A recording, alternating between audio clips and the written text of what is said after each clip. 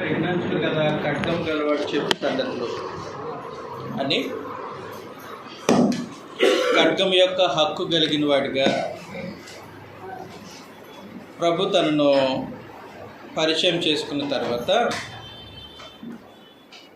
సంఘంలో ఉన్నటువంటి పరిస్థితులు అంటే సంఘము ఎక్కడ నివసిస్తున్నారో ఆ సంగతి, వారు ఎదుర్కొన్నటువంటి పరిస్థితులు, వారి ఆత్మ సంబంధమైనటువంటి జీవితాన్ని ప్రభు ప్రశంసించిన తర్వాత అలాంటి సంఘంలో అంటే ప్రభు యొక్క ప్రశంసలు అందుకున్నటువంటి సంఘంలో కూడా మామూలు సంగతి కాదు, ఖడ్గం వారి ఎదుట ఓడిపోయింది. హింస వారి ఎదుట తోకముడిచింది. అపవాది సాధారణంగా రెండు ఎత్తుగడలు మనుషులను దేవుని ఎదుటి దూరం చేయటానికి, ఆత్మ సంబంధంగా పతనం చేయటానికి ఉపయోగిస్తాడు. అందులో హింస ఒకటి, బెదిరింపు, హింసించి లోపరుచుకోవాలనుకుంటాడు అపవాది. రెండవది ఏదైనా తోటలో ప్రయోగించింది, కుయుక్తి చేత మోసం చేసి పడగొట్టాలని. ఇవి రెండు అపవాది యొక్క ఎత్తుగడలు. హింసన ఆయుధంతో దాడి చేస్తే ప్రభు వారికి నేర్పించినటువంటి విధానంలో సహనము అనే ఆయుధంతో తిప్పికొట్టేశారు పెర్గెములో ఉన్నటువంటి సంఘం. పేతురు రాసినటువంటి మొదటి పత్రిక 4వ అధ్యాయం 1వ వచనంలో నుండి మనము సంగతిని చదివితే, పేతురు రాసినటువంటి మొదటి పత్రిక 4వ అధ్యాయం 1వ వచనంలో నుండి, క్రీస్తు శరీరమందు శ్రమపడిన గనుక మీరును అట్టి మనసును. కాబట్టి అపవాది దగ్గర హింసన ఆయుధం ఉంటే, పెర్గెములో ఉన్నటువంటి సంఘము సహనమన ఆయుధంతో, ఓర్పు అనే ఆయుధంతో ఓడించేశారు.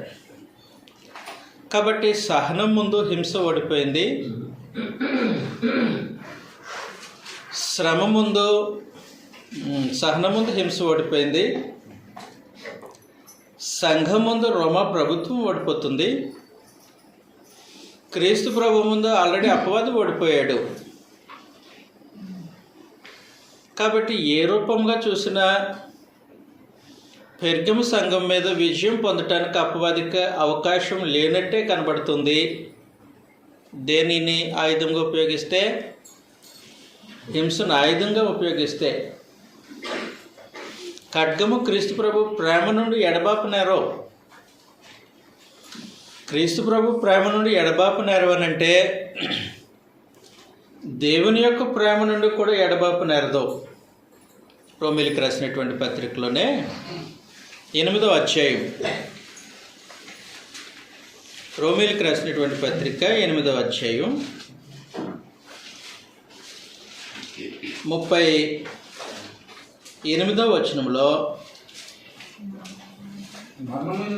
మరణమైనను జీవమైనను దేవదూతలైనను ప్రధానులైనను ప్రస్తుతానికి ఉన్నవైనను శ్రమలైతే, ప్రస్తుతానికి ఉన్న శ్రమలైనను రాబోనువైనను అధికారులైనను ఎత్తైనను లోతైనను, అదిగోండి సృష్టింపబడిన మరి ఏదైనను మన ప్రభువైన క్రీస్తు యేసునందలి దేవుని ప్రేమ నుండి మనలను ఎడబాప నేరవని రూఢిగా నమ్ముచున్నాను. కాబట్టి దేవుని ప్రేమ నుండి క్రీస్తు ప్రభు సంఘాన్ని వేరు చేయడం అనేది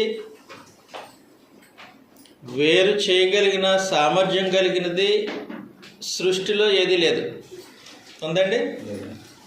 సృష్టింపబడిన మరి ఏ వస్తువు అయిననో అన్నాడు. సృష్టింపబడిన ఏ వస్తువు, ఏ పరిస్థితి, ఏ ఆయుధం, ఏ మనుషులు దేవుని ప్రేమ నుండి మనుషులను వేరు చేయలేరు. కాబట్టి దేవుని ప్రేమతో అతుకుబడినటువంటి క్రీస్తు ప్రభు సంఘం హింస అనే ఆయుధాన్ని ఓర్పు అనే సహనం అనే ఆయుధంతో ఓడించేశారు. ఇంకా హింస అనే ఆయుధము పెర్గం సంఘంలో పనిచేయదు. పెర్గం సంఘంలో పనిచేయదు, కానీ పడగొట్టాలి. ఎవరిని? క్రీస్తు ప్రభు సంఘాన్ని పడగొట్టాలి. ఏదైనా తోటలో ఆదాము అవ్వలను దేవుని సముఖంలో నుండి వేరు చేయడం అపవాదం వల్ల కాదు. చాలా ప్రయత్నాలు చేశాడు. మొదట ఆదాము దగ్గరికి వెళ్ళి ప్రయత్నం చేశాడు, అవలా. తర్వాత అతడు జయం పొందిన ప్రయత్నం ఏంటంటే కుయుక్తి చేత మోసం చేయాలి. అబద్ధాన్ని వాళ్ళ చెవులకు వినిపించి ఆ అబద్ధాన్ని సత్యం అనేటట్టు నమ్మించాలి. అప్పుడు దేవుని ప్రేమ నుండి ఆటోమేటిక్గా వాళ్ళు వేరైపోతారు. కాబట్టి అపవాది ఏం చేశాడనంటే 2 కొరింథీ పత్రిక, కొరింథీలకు రాసినటువంటి 2వ పత్రిక 11వ అధ్యాయం 3వ వచనంలో సర్పము తన కుయుక్తి చేత అవ్వను మోసపరిచినట్లు మీ మనస్సులను చెరపబడి క్రీస్తు ఎడలనున్న సరళత నుండి పవిత్రత నుండి ఎట్లైనను తొలగిపోవునేమో అని అపోస్తుడైన పౌలు భయపడుతున్నాడు. ఎందుకంటే సర్పము తన కుయుక్తి చేత సంఘాన్ని మోసం చేస్తాడు. ఏదైనా తోటలో ఆదాము అవ్వలను మోసం చేసినట్టు సంఘాన్ని మోసం చేస్తాడు. తన స్వభావమైన కుయుక్తితో మోసం చేస్తాడు. తన స్వభావమైన కుయుక్తిలో అబద్ధం ఉంటుంది, నిజం ఉండదు. అబద్ధాన్ని నమ్మించడం అనేది అతని టార్గెట్. కాబట్టి అబద్ధాన్ని నమ్మించడానికి ఎన్ని వేషాలైనా వేస్తాడు, ఎన్ని కబుర్లైనా చెప్తాడు. చివరికి అబద్ధాన్ని నమ్మించడానికి పాలల్లో నీళ్లు కలిపినట్టు సత్యముతో అసత్యాన్ని కలుపుతాడు. ఎలాగైనా మోసం చేయాలి అనేది అపవాది యొక్క ఎత్తుగడ. అందువలన ఏదైనా తోటలో ఆదాము అవ్వలను ఏ విధంగా మోసం చేసినట్టు అనేక సందర్భాల్లో అనేక సార్లు దేవుని ప్రజలను మోసం చేశాడు అపవాది. ఇశ్రాయేలీలు ఐగుప్తు నుండి కానానుకు అరణ్య ప్రయాణం చేస్తూ ఉన్నప్పుడు కూడా అపవాది చేత ఇశ్రాయేలీలు మోసగింపబడ్డారు. ఇశ్రాయేలీలు అబద్ధాన్ని నమ్మారు. అబద్ధాన్ని నమ్మడం వల్ల ఏం జరుగుతుందని అంటేనండి, ఏదైనా తోటలో నుండి ఆదాము అవ్వలను వెళ్ళగొట్టడం అనేది, దేవుని సముఖంలో నుండి దూరం చేయడం అనేది అపవాది వలన కాని పని. అపవాది చేయలేడు. దేవుడే వారిని విడిచిపెట్టాలి తప్ప దేవుని చేతిలో నుండి అపవాది లాక్కోలేడు. జాగ్రత్తగా సంగతి జ్ఞాపకం పెట్టుకోండి. అపవాది గర్జించే సింహం వల్లే తిరుగుతాడు. వాస్తవం, గర్జించే సింహం బెదురు సింహం. ఈ బెదురు సింహం ప్రత్యేకించి దేవుని చేతుల్లో నుండి తన ప్రజలను లాక్కునేంత ధైర్యం కలిగినటువంటి సింహం కాదు. మొదటి పేతురు పత్రిక చూద్దాం ఈ సంగతిని. పేతురు రాసినటువంటి మొదటి పత్రిక 5వ అధ్యాయం 8వ వచనంలో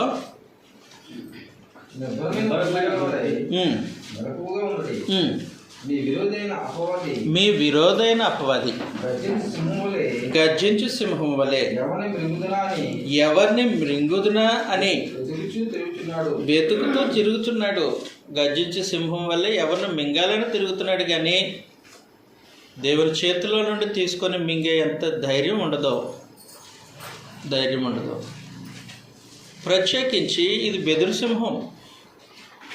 యాకోబు పత్రిక 4వ అధ్యాయం 7వ వచనంలో యాకోబు పత్రిక దేవునికి లోబడి ఉండడి, అపవాదిని ఎదిరించడి, అప్పుడు వాడు గర్జించే సింహం పారిపోతుందా? పారిపోయే సింహం.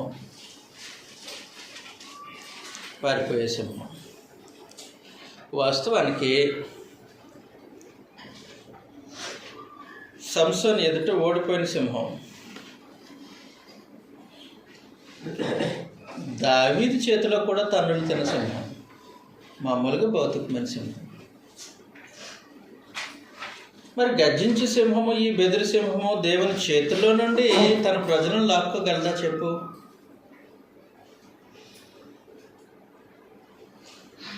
లాక్కోగలుగుతుందా?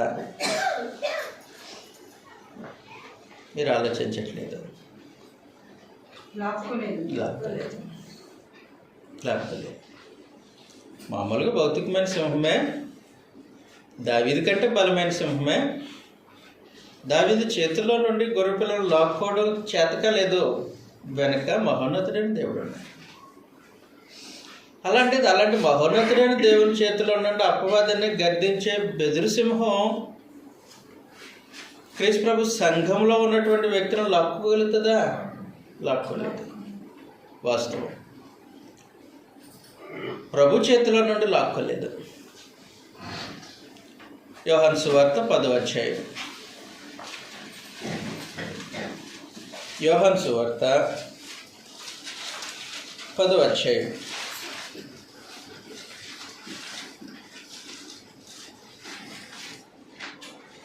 29వ వచనం, 27 నుంచి చదువుతాం. నా గొర్రెలు నా స్వరం వినును, నేను వాటిని ఎరుగును, అవి నన్ను వెంబడించును, నేను వాటికి నిత్య జీవం నిచ్చుచున్నాను కనుక అవి ఎన్నటికి నశింపవు. ఎవడును నా చేతిలో నుండి అపహరింపడు. వాటిని నాకు ఇచ్చిన నా తండ్రి అందరికంటే గొప్పవాడు గనుక నా తండ్రి చేతిలో నుండి ఎవడును వాటిని అపహరింపలేడు. అది సంగతి. ఈ బెదురు సింహం యోధా గోత్రపు సింహపు చేతిలో నుండి గొర్రె పిల్లలను లాక్కోలేదు. అని అసంభవం, జరిగే పని కాదు. ప్రత్యేకించి ఈ యోధా గోత్రపు సింహమైన ప్రభువైన యేసుకు ఈ జనాంగాన్ని ఇచ్చింది తండ్రి అయిన దేవుడు. క్రీస్తు ప్రభు ఆయనను సంఘమునకు శిరస్సుగా నియమించింది తండ్రి అయినటువంటి దేవుడు. ఆయన అందరికంటే గొప్పవాడు. ఆయన చేతిలో నుండి ఎవరు ఆయన సొత్తును లాక్కోలేరు. ఏదైనా తోటలో నుండి అపవాది ఆదామమును లాక్కోలేడు. వాస్తవానికి లాక్కోలేని అపవాది ఏం చేశాడంటే దేవుడే వారిని బయటికి నెట్టేసేటట్టుగా స్కెచ్ వేశాడు. అవునండి, దేవుడే వారిని నెట్టివేసేటట్టుగా స్కెచ్ వేశాడు. అలాంటి ఎత్తుగడలు ఉంటాయి అపవాది దగ్గర. ప్రత్యేకించి క్రీస్తు ప్రభు సంఘం వాళ్ళని దేవుని చేతిలో నుండి లాక్కోవడం అపవాదం వలన కాని పని. ప్రభువైన యేసు సొత్తును అపహరించడం అపవాదికి చేత కాదు, అసంభవం. అయితే ఒకటి చేస్తాడు, కుయుక్తిని ఉపయోగిస్తాడు, మోసపోయేటట్టు చేస్తాడు. మోసపోయేటట్టు చేస్తే దేవుడే వారిని బయటికి పెట్టేస్తాడు, దేవుడే విడిచిపెడతారు. అలాంటి స్కెచ్ వేస్తాడు. ఇప్పుడు పెర్గము సంఘంలో ఇలాంటి ఒక స్కెచ్ని వేస్తున్నాడు. ఎవరో హింసన ఆయుధం ప్రయోగించాడు, ఓడిపోయాడు. ఇప్పుడు కుయుక్తి, అబద్ధము, మోసము అనే ఆయుధాన్ని ప్రయోగిస్తున్నాడు. ఎలా ప్రయోగిస్తున్నాడు అని అంటే చదువుతాం. ఇప్పుడు ప్రకటన గ్రంథం 2వ అధ్యాయం. ఆయనను నేను నీ మీద కొన్ని తప్పిదములు మోపవలసి ఉన్నది. కొన్ని తప్పిదములు మోపవలసి ఉన్నది. అవేమనగా విగ్రహమునకు బలి ఇచ్చిన వాటి విగ్రహమునకు బలి ఇచ్చిన వాటిని తిన్నట్లును, జారత్వము చేయనట్లును, ఇశ్రాయేలీయులకు ఉరియొడ్డమని బాలాకునకు నేర్పిన బిలాము బోధను అనుసరించేవారు ఉన్నారు. కాబట్టి సంఘానికి అబద్ధ బోధన నేర్పించి దానిని అనుసరించేటట్టు చేస్తున్నాడు అపవాది. సాతాను సింహాసనం ఉన్న స్థలం అది. కాబట్టి ఏం చేశాడనంటే బాలాకునకు బిలాము నేర్పిన అబద్ధ బోధ ఒకటి ఉంది. మీకు చరిత్రలో ఇశ్రాయేలీలు ఐగుప్తు నుండి కనానుకు బయలుదేరుతూ ఉన్నప్పుడు వాళ్ళని అడ్డగించే మనుషులు భూమి మీద లేరు. అంటే అడ్డగించే అంత బలవంతులు ఎవరు లేరు. వాళ్ళు ఒక ప్రవాహంలాగా నడిచి వెళ్ళిపోతూ ఉంటారు. అమోరీయుల రాజులు ఇద్దరు తిరుగుబాటు చేశారు. తిరుగుబాటు చేస్తే నలిగిపోయారు, అంతేగాని అడ్డగించలేకపోయారు. వాళ్ళు జయించలేకపోయారు ఇశ్రాయేలీల జనాంగాన్ని. కారణం ఏంటంటే ఇశ్రాయేలీలు దేవుని ప్రజలు. అయితే ఒక ప్రశ్న అడగచ్చు, మరి దేవుడే ఇశ్రాయేలీల ప్రజలను శిక్షించాడు కదని శిక్షిస్తారు. ఆయన శిక్షిస్తాడు తప్ప మనుషులకి అంత ధైర్యం ఉండదు. వారి భక్తిహీనతను బట్టి అరణ్యంలో వారిని శిక్షించాడు తప్ప దేవుడు వారి పక్షంగా ఉండగా ఏ మనుషులు, ఏ సామ్రాజ్యం, ఏ గొప్ప జనాంగం కూడా వాళ్ళని అడ్డుకోవడం అసంభవం. అలాంటి పరిస్థితుల్లో ఇశ్రాయేలీలు కనానుకు ప్రయాణమే వెళుతూ ఉన్నప్పుడు మోయాబు రాజు అయిన బాలాకు, అతడు మోయాబు దేశానికి రాజు. ఈ మోయాబు రాజు ఇశ్రాయేలీల జనాంగాన్ని చూశాడు. అమ్మ ఫ్యాన్ వేసుకోండి, లేదు లాస్ట్లో మీకు కన్వీనియంట్. ఇశ్రాయేలీల జనాంగాన్ని చూశాడు. ఇశ్రాయేలీల జనాంగాన్ని చూస్తే ఆయనకి ఎలా కనిపించిందని అంటే చదువుతాము. ఇప్పుడు సంఖ్యాకాండం 22వ అధ్యాయం. సంఖ్యాకాండం 22వ అధ్యాయం మొదటి నుంచి చదువుతామండి. సహోదరులు ఎవరైనా చదవండి. సంఖ్యాకాండం 22వ అధ్యాయం మొదటి నుంచి.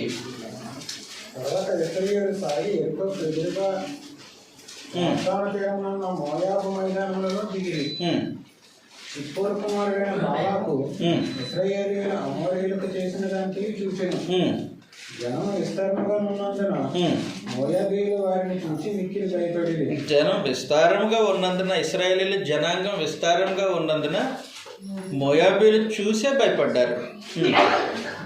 మోయాబీయులు ఇశ్రాయేలీయులకు జంకిరి. మోయాబీయులు మిద్యాను పెద్దలతో ఎద్దు బీటి పచ్చికను నాకివేయినట్లు ఈ జనసమూహము మన చుట్టూ ఉన్నది. యావత్తును ఇప్పుడు నాకివేయిన ఇప్పుడు ఈ ఎద్దు పచ్చిక బీటిని తినివేసినట్లు వీడు మనల్ని నాశనం చేసేస్తారు అన్నట్టు భయపడ్డారు. ఆ కాలమందు సిప్పోరు కుమారుడైన బాలాకు మోయాబీయులకు రాజు. కాబట్టి అతడు బెయోరు కుమారుడైన బిలామును పిలుచుటకు అతని జనుల దేశమందుల నది యొద్దనున్న బెయోరుకు దూతల చేత వర్తమానం పంపెను. చాలండి. కాబట్టి ఏం జరిగిందనంటే ఈ బేయరుకు బాలాకు కుమారుడైన బాలాకు మోయాబు రాజు అయిన బాలాకు భయపడి ఇశ్రాయేలీయుల జనాంగానికి వ్యతిరేకంగా ఆలోచన చేయడం ప్రారంభించాడు. యుద్ధం చేసి గెలిచేంత సామర్థ్యం లేదు, యుద్ధం చేయలేడు, అంత సైన్యం లేదు, అంత బలం లేదు. కాబట్టి ఏం ప్లాన్ వేశాడనంటే ఆ ప్రాంతంలో ఒక మూఢనమ్మకం ఏంటంటే అక్కడ ఒక కిరాయి ప్రవక్త అని పిలుస్తారు అతన్ని. అతను ఒక సోదిగాడు. అక్కడ ఉన్నటువంటి నానుడు ఏంటనంటే అతడు ఎవరినన్నా శపిస్తే వాళ్ళు నాశనం అయిపోతారు అని అనుకుంటున్నారు. కాబట్టి బాలాకి ఏం చేశాడనంటే బిలామును పిలిపించడానికి మనుషులను పంపించాడు.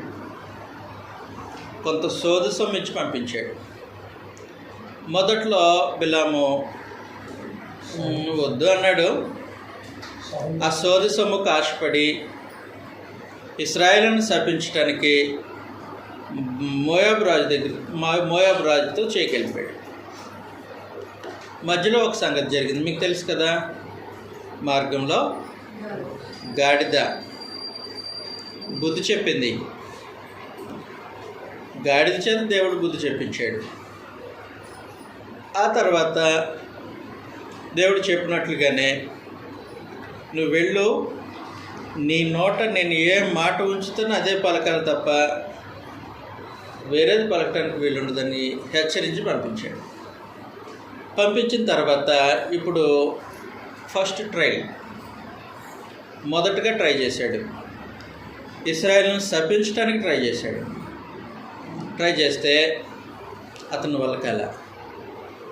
దేవుడు బిలాము నోట ఆశీర్వచనపు మాటలే పెట్టాడు కానీ శాపవచనాలు పెట్టా.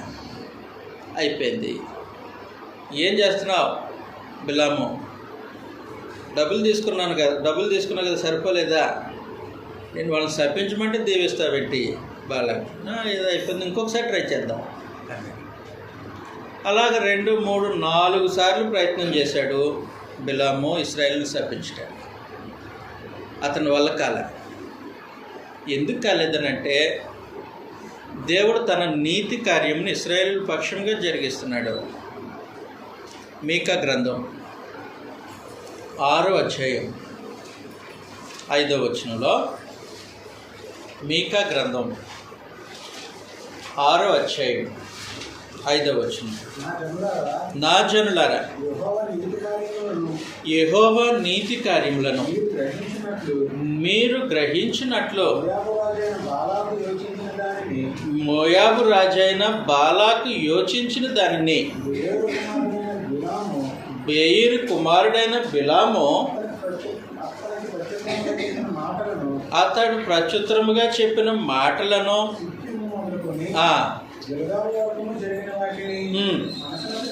మనసునకు తెచ్చుకోండి అన్నాడు. కాబట్టి దేవుడు ఇశ్రాయేలు పక్షంగా తన జనాంగం పక్షంగా నీతి కార్యాన్ని జరిగిస్తున్నాడు. ప్రత్యేకించి నా అనుమతి లేకుండా నా ప్రజలను ముట్టుకోవడం ఎవరి వలన కాదు, నా ప్రజలను అడ్డగించడం ఎవరి వలన కాదు, కనీసం నోటితో శపించడానికి కూడా ఎవరి వలన కాదు అని దేవుడు తన నీతి కార్యంలో ఇశ్రాయేలు పక్షముగా జరిగించారు. ఇశ్రాయేలును పరమదేవుడు ప్రేమించినటువంటి విధానం అది,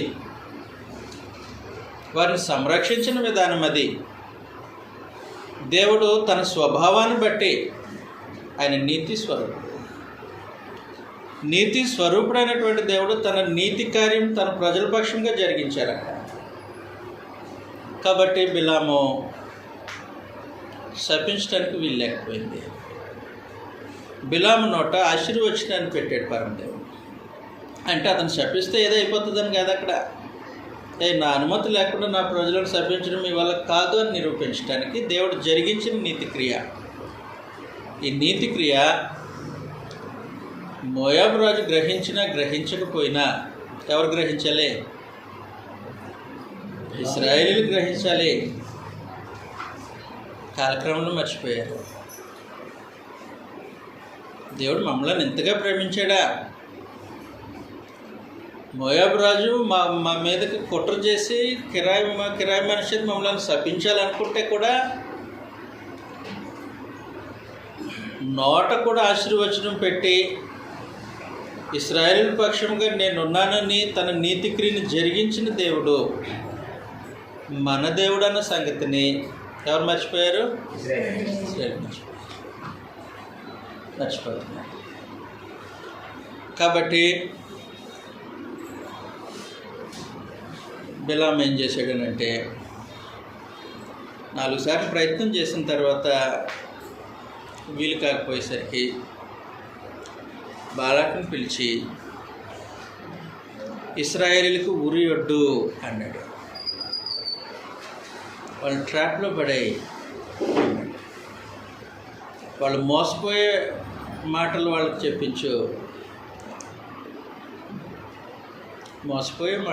చెప్పించు.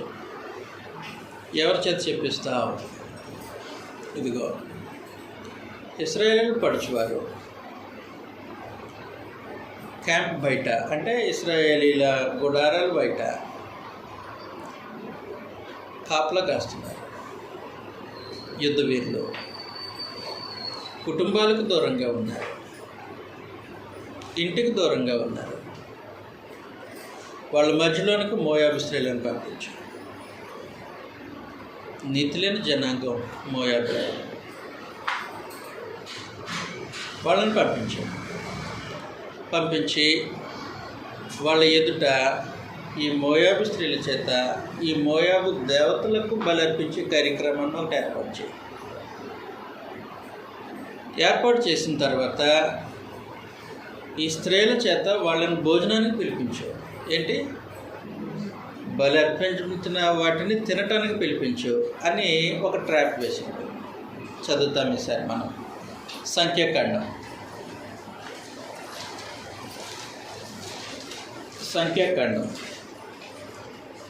25వ అధ్యాయం 2వ వచనంలో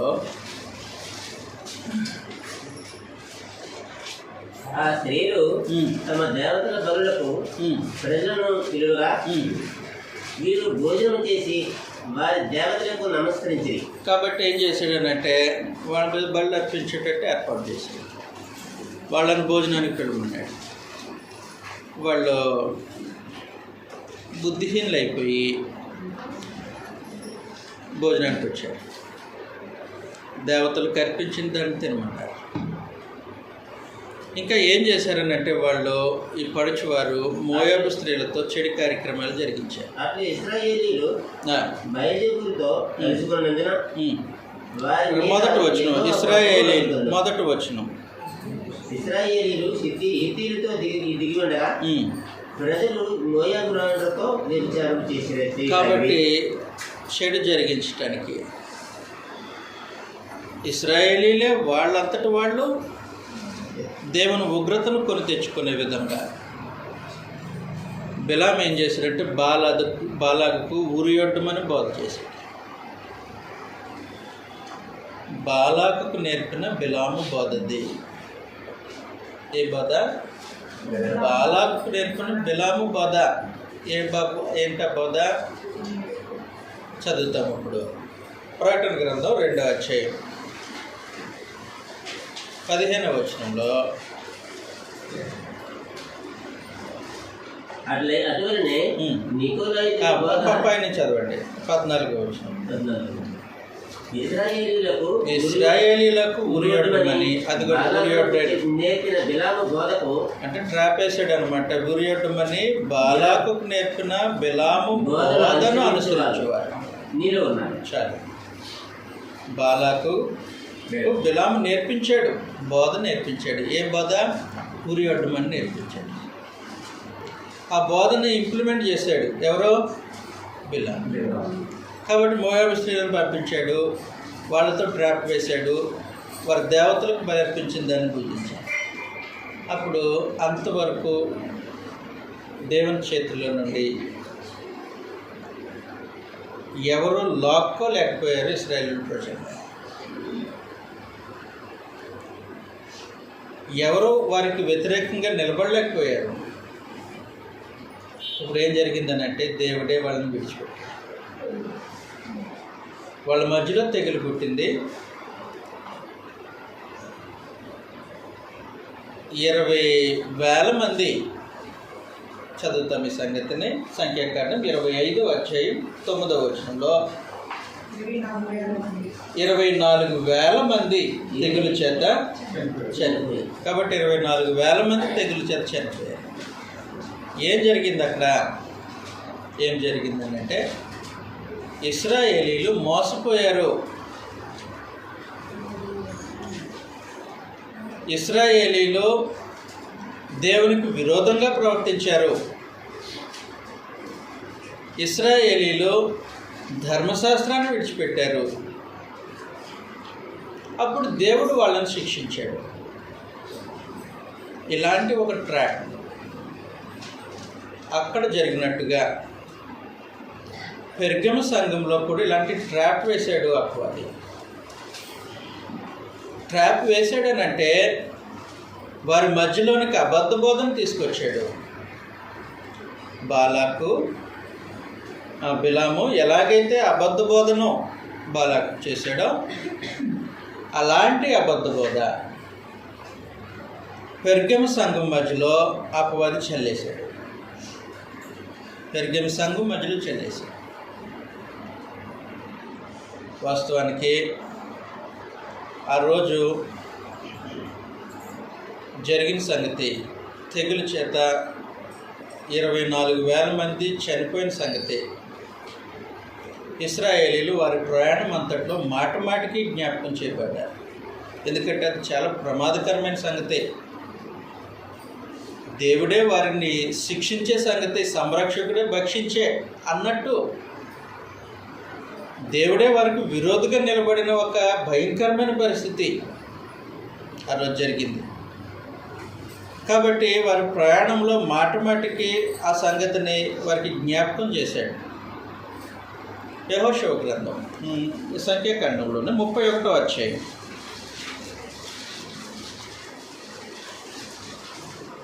సంఖ్యాకాండం 31వ అధ్యాయం 16వ వచనంలో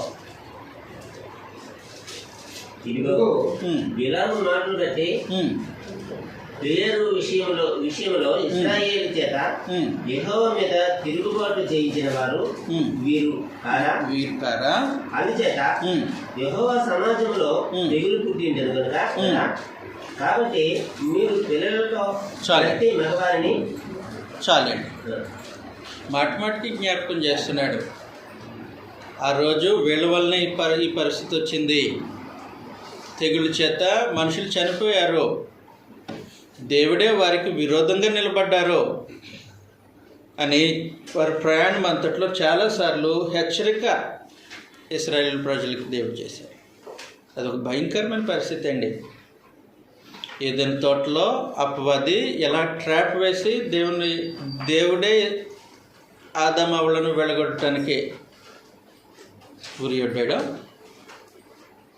ఇశ్రాయేలు అరణ్య ప్రయాణంలో దేవుని చేత దేవుని ప్రజలు శిక్షింపబట్టడానికి ట్రాప్ వేశారు. భయంకరమైనటువంటి పరిస్థితి. దేవుడే తన ప్రజల పక్షంగా యుద్ధం చేసేవాడు. ఆయనే తన ప్రజలతో యుద్ధం చేస్తే ఎలా ఉంటుంది పరిస్థితి? తన ప్రజల పక్షంగా ఐగుప్తిని కూల్చివేసిన పరమదేవుడు తన ఖడ్గాన్ని ఇశ్రాయేలీల వైపు తిప్పితే ఎలా ఉంటుంది పరిస్థితి? భయంకరమైన పరిస్థితి. ఎవరూ రక్షించలేరు. మనుషులు కాళ్ళు చేతులు కట్టేసి షడ్రకు మేషకు అబేద్నెగోల్ని అగ్నిలో పడేసి, నువ్వు పడేస్తే నేను రక్షించుకుంటాను అన్నాడు పరమదేవుడు. అలాంటిది దేవుడే కాళ్ళు చేతులు కట్టి పడేసే పరిస్థితి అనుకోండి, ఇంకెవరు రక్షిస్తారు? చాలా భయంకరమైనటువంటి పరిస్థితి. అలాంటి ట్రాప్ ఒకటి జరుగుతుంది పెర్గంలో. అలాంటి ట్రాప్, చాలా భయంకరమైనటువంటి పరిస్థితి. యెహోషువ గ్రంథం 22వ అధ్యాయం 17వ వచనంలో, దెయ్యాల విషయంలో మనం చేసిన దోషం మనకు చాలదా? అదిగోండి, పేరు విషయంలో అంటే ఆ ప్రాంతంలో మోయాబు స్త్రీలు. యెహోషువ గ్రంథం 22వ అధ్యాయం 17వ వచనం. అందుచేత యెహోవా సమాజంలో తెగులు పుట్టిన కదా, యెహోవా సమాజంలో తెగులు పుట్టిన కదా. నేటి వరకు మనం దాని నుండి పవిత్రపరచుకున్నాము. చూడండి ఎంత భయంకరమైన పరిస్థితితో వాళ్ళు అరణ్య ప్రయాణం చేసేసారు, కనాన్లోనూ ప్రవేశించారు. ఇప్పుడు కనాన్ను స్వతంత్రించుకుంటున్నారు. అయినా సరే ఆ అపవిత్రత వాళ్ళలో నుంచి పోలేదంట. పోయిందా? పోలేదు. కాబట్టి అపవాది ట్రాప్ వేసి దేవుని దగ్గర నుంచి మనుషులను దూరం చేయటానికి అబద్ధ బోధ నమ్మించి మోసం చేస్తే దాని యొక్క పర్యవసానం చాలా భయంకరంగా ఉంటుంది.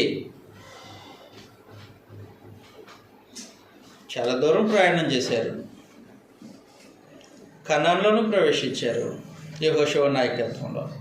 అప్పుడు మోషే నాయకత్వంలో మోషే నాయకుడిగా ఉన్నప్పుడు మోయాబు రాజు బాలాకు కలిసి ట్రాప్ వేశారు, బిలాము కలిసి ట్రాప్ వేశారు.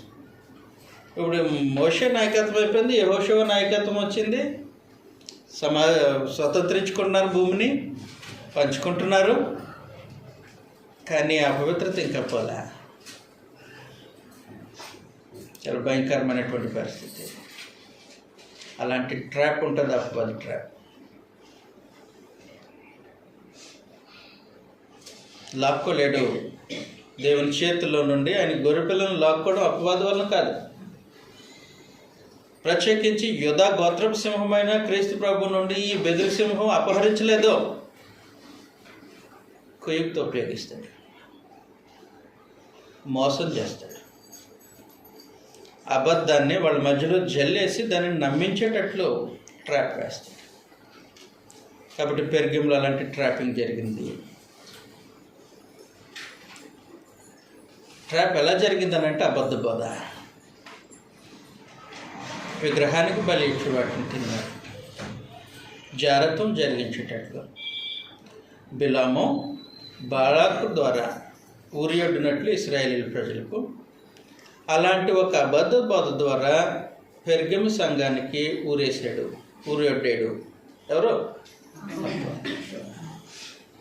కొందరు పడిపోయారు. అంటే అబద్ధాన్ని నమ్మేశారు కొంతమంది, అబద్ధ బోధను నమ్మేశారు. పరిస్థితి ఎలా ఉండబోతుంది?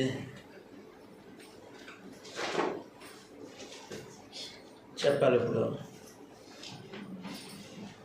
ఎన్ని ప్రశంసలు వాళ్ళకి. సాతాను సింహాసనముల స్థలంలో నువ్వు ఉన్నావు.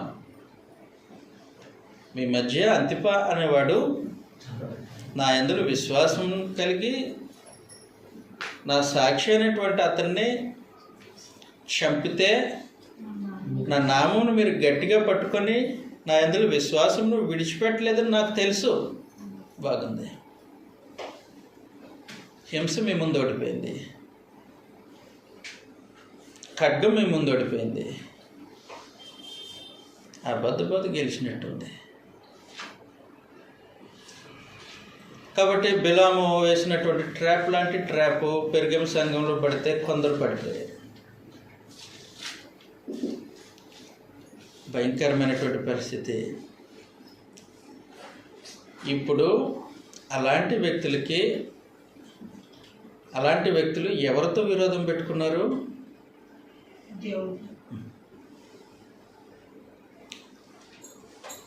సమాధానపరచబడినటువంటి స్థితిలో నుండి ఇప్పుడు మళ్ళీ ఉగ్రతలోనికి వెళ్ళిపోతున్నారు. పెర్గములో ఉన్నటువంటి సమస్య,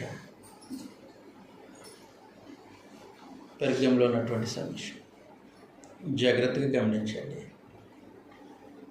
హింసను ఆయుధం ప్రయోగించి ఓడిపోయిన తర్వాత అపవాది కుయుక్తి, అబద్ధ బోధ, అబద్ధాన్ని నమ్మించి మోసం చేసే ఒక ఎత్తుగడ వేస్తాడు.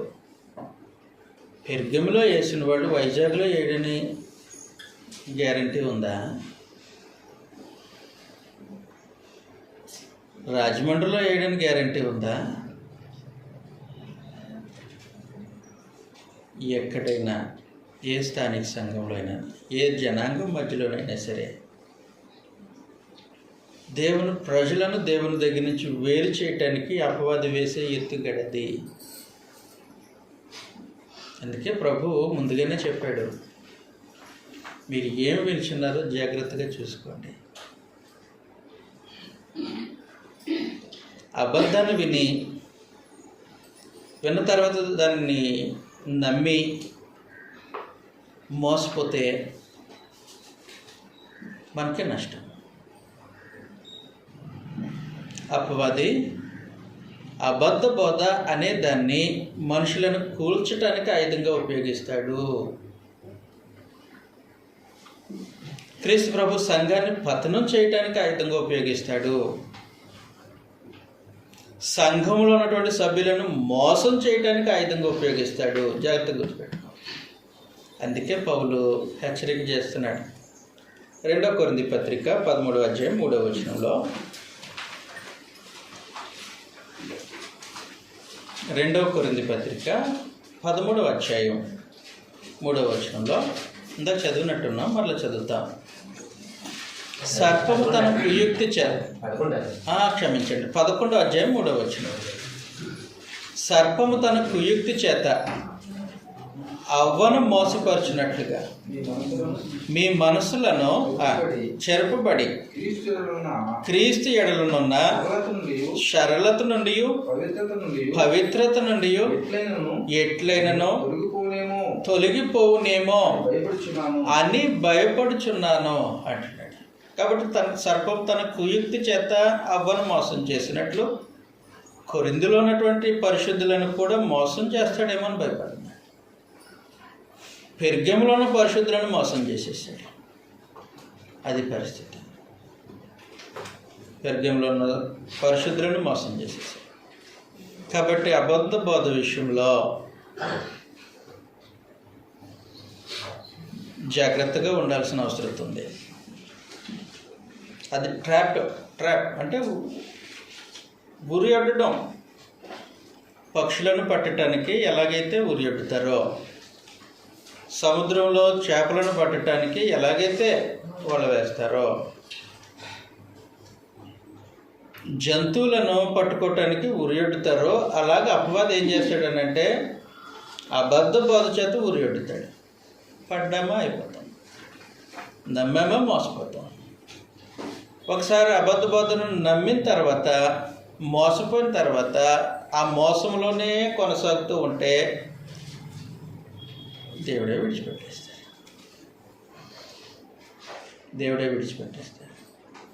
అబద్ధాన్ని నమ్మి దేవుని యొక్క సహవాసంలో నుండి దూరం అయిపోయిన ఆదాము అవ్వలు మనకు తెలుసు గ్రంథం.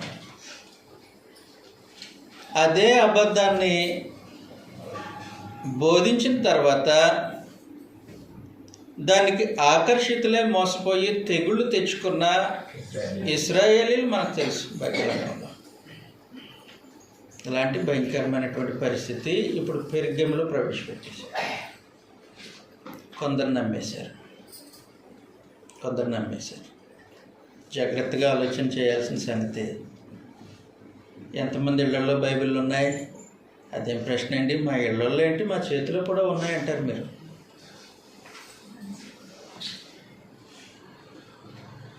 సరే, మీ చేతిలో ఉన్న బైబిల్ని చదివేవాళ్ళు ఎంతమంది? పరిశీలించే వాళ్ళు ఎంతమంది? లేఖనాలు ఆ విధంగా ఉన్నాయో లేదో అని పరీక్షించే వాళ్ళు ఎంతమంది? పరీక్షించకపోతే మోసపోతారు. బెరయ పట్టణస్థులు తెస్సలోనికలో ఉన్న వాళ్ళకంటే గనులు అన్నారు గ్రంథం. ఏ విషయంలో గనులు? వాళ్ళు మేడల మీద మేడలు కట్టుకున్నారా?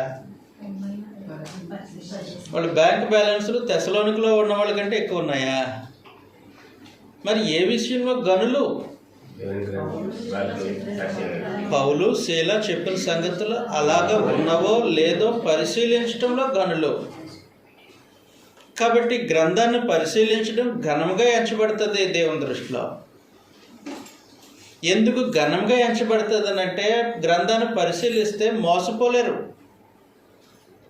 అపవాది తన కుయుక్తి చేత మోసం చేయలేడు. అబద్ధాన్ని నమ్మటానికి వీలుండదు. దేవుని చేతిలో నుండి ఎవరు లాక్కోలేరు మనల్ని. అలాంటి పరిస్థితిని కల్పించేది దేవుని వాక్యం. పరిశీలనగా తెలుసుకొని సత్యాన్ని నమ్మడం అంత ప్రయోజనకరమైనది. అంత ప్రయోజనకరమైనది. కాబట్టి అపవాది ట్రాప్ వేస్తాడు, ప్రతి చోట వేస్తాడు, ప్రతి స్థానిక సంఘంలోనే వేస్తాడు. ప్రతి స్థానిక ఎఫెసులో వేయలేదా? వేసాడు. తమ అపోస్తులు కాకి అపోస్తులమని చెప్పుకొను అబద్ధికులను కనుగొన్నారు ఎవరో. కాబట్టి అక్కడ వేశాడు, పాచికలు అవలే. స్మరణలో అసలు అవదు, వేసాడు కానీ ఉడకలేదు పప్పుడు. పెర్గంలో వేసాడు, పడిపోయారు. పెర్గంలో వేసాడు, పడిపోయారు. భయంకరమైన పరిస్థితి. కాబట్టి దాన్ని అనుసరించే వాళ్ళు కొంతమంది, అబద్ధాన్ని నమ్మి మోసపోయిన వాళ్ళు కొంతమంది ఉన్నారు. ప్రాముఖ్యమైన సంగతి ఏంటంటే దేవుని యొక్క ఉగ్రతను సమకూర్చుకునే అబద్ధ బోధ 2 బ్రాండ్ నేమ్స్లో ప్రకటింపబడుతుంది. వ్యవసాయం తెలిసిన వాళ్ళు ఎవరు ఉన్నారు ఇక్కడ? పురుగు మందులు చల్లుతారు పొలంలో. పురుగును అంటే క్రిమి సంహారక మందు ఒకే కంపెనీ వాళ్ళు తయారు చేస్తాడా? చాలా కంపెనీ వాళ్ళు తయారు చేస్తారు. ఒకే పురుగు మందును 2 కంపెనీలు తయారు చేసినట్టు అబద్ధ బోధను 2 రకాలుగా పెర్గం సంఘంలో వేసేసాడు. మొదటి బ్రాండ్ బిలాము బోధ, రెండవ బ్రాండ్ నికోలైతుల బోధ. ఇవి 2 అబద్ధ బోధలే. ఏ కంపెనీ వాడు మందు చల్లితే పురుగులు చచ్చిపోతాయి. మీకు ఇంకా అర్థమయ్యేటట్టుగా చెప్తాను. అదే పురుగు మందు చేపల చెరువులో వేస్తే, ఇప్పుడు నా ప్రశ్న, ఏ కంపెనీ ఎండ్రిన్ చేపల చెరువులో వేస్తే చచ్చిపోతాయి?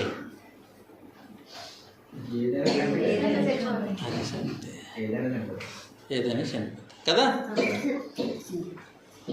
అలాగూ ఇప్పుడు పెర్గమ సంఘం ఏ బోధ వింటే, నికోలైతుల బోధ వింటే అనుసరిస్తే దేవుని ఉగ్రతను తెచ్చుకుంటారా? బిలాము బాలాకు నేర్పినటువంటి ఆ ట్రాప్ను అనుసరిస్తే దేవుని ఉగ్రత వస్తుందా? అలాంటి భయంకరమైన పరిస్థితి. అబద్ధ బోధ 2 రకాలుగా దాడి చేస్తుంది వాడి మీద. ఒకటి బిలాము బోధ, 2 నికోలైతుల బోధ. ఇలాగ దాడి చేస్తుంటే ప్రజలు అంటే క్రీస్తు ప్రభు పెర్గంలో ఉన్నటువంటి పరిశుద్ధులు మోసపోయారు, అనుసరించేయడం ప్రారంభించారు. అయినా ప్రభు ప్రేమించాడు. కొందరు అందరు కాదు, కొందరు అయినా ప్రభు ప్రేమించాడు. వారు మారు మనసు పొందటానికి అవకాశం ఇస్తున్నాడు. మోసపోయావా? ఏదైనా తోటలో మెడపెట్టి గెంటేసినట్టు వెంటనే చర్య తీసుకోలే. కృప. తెగుళ్ళు వచ్చేసినట్టు వెంటనే మారు మనసు పొందాలి. అబద్ధం నమ్ముతున్నావా? గ్రంథం ఉంది కదా, ఒకసారి పరిశీలించుకో. అది అబద్ధమని తెలిస్తే వెంటనే విడిచిపెట్టు. తెలియక మోసపోయావా? మోసపోతే మోసపోయినట్టే, ఉగ్రత కిందకు వచ్చినట్టే, నీ మెడ మీద కత్తి పెట్టుబడినట్టే. 2 అంచులు గల కట్ట ముందు ప్రత్యేకించి ఆయన దగ్గర. అయితే ఒక సంగతి, సంఘమా మారుమనసు పొంది. ఏ విషయంలో మారుమనసు పొందాలి? అబద్ధ బోధను అనుసరించే విషయంలో మారుమనసు పొంది వెంటనే మార్చుకో. సత్యం వైపు తిరుగు, సత్యాన్నము, సత్య సంబంధిగా బ్రతుకు. కాబట్టి పెర్గముకు సందేశం.